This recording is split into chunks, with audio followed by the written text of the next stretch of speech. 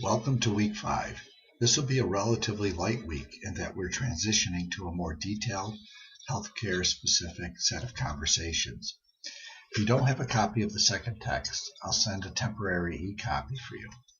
This week, you'll also begin thinking about your first project for the course, which asks you to identify a topic of special interest to you, and hopefully it's a topic that might be directly connected to your lives outside of Worcester State. You'll need to provide an introduction to your topic to colleagues who work in the healthcare sector, but who might not understand IT and organizational implications of your topic. This project will take the form of a PowerPoint or equivalent presentation. You'll be able to use your work on this first project, if you want, as a foundation for your second project, the specifications of which will be available next week. Your conversations on BYOD, bring your own device, implications were very strong and informative. Like it or not, users will try to use personal devices on the job, either for convenience or out of simple preference.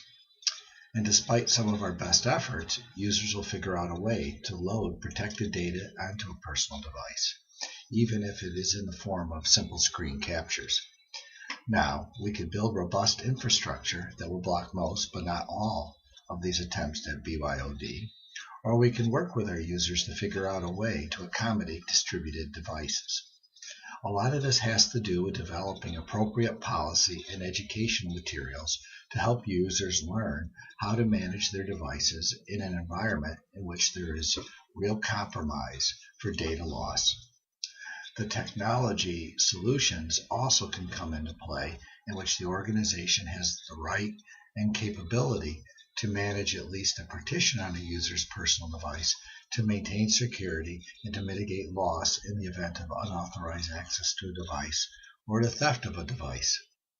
The key for most BYOD practices is to establish strong and encrypted data stores that can be accessed remotely via simple clients. This is where cloud computing really comes into its own, which in turn introduces other variables into the conversation. Today, the key IT imperative, and also a key enterprise imperative, is to maintain, protect, and use one's most critical asset sensibly, and that asset is data. This will be a central focus of many of our conversations going forward. Please take care.